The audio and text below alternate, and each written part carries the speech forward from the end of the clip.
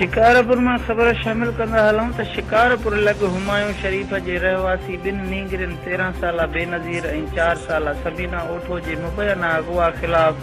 संदसि पीउ अलहजनू ओठो पंहिंजे घर भातियुनि सां गॾिजी बुकेजा बिरादरीअ जे अगवाकारनि खिलाफ़ एहतजाजी मुज़ाहिरो कयो।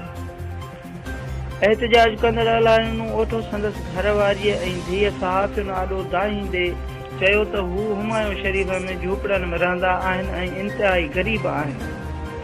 अली बहर वाह मथां ॻोठ निभायो जा रहवासी जवाबदार इल्ताफ़ बुकेजो, सलीम बुकेजो ऐं नवाब बुकेजो संदसि 13 साला नींगरी बेनज़ीर खे अगवा कयो। मुगवी धीअ जी ॻोल्हा लाइ अगवाकारनि जे ॻोठ पहुता त अगवाकार जवाबदारनि खेनि सख़्त तशद्दुद जो निशानो बणायो ऐं हिक ॿी नींगरी 4 वरियनि जी समीना ओठो खे अगवा करे ऐं तशद्दुद में संदसि टी धीअ खे ज़ख़्मी कयो वियो, जंहिंजे पुठीअ जे कंडे जी हॾी भॼी पई आहे। एहतजाज कंदड़ मुतासिरनि पुलिस जे आला अख़्तियारनि समेत ॿियनि वसवारनि खे अपील कई आहे त मुगवी ॿिनि नींगरिन खे बाज़ियाब करायो वञे ऐं जवाबदारनि मथां केस दाख़िल करे खेनि कानून मुताबिक़ सज़ा ॾिनी वञे।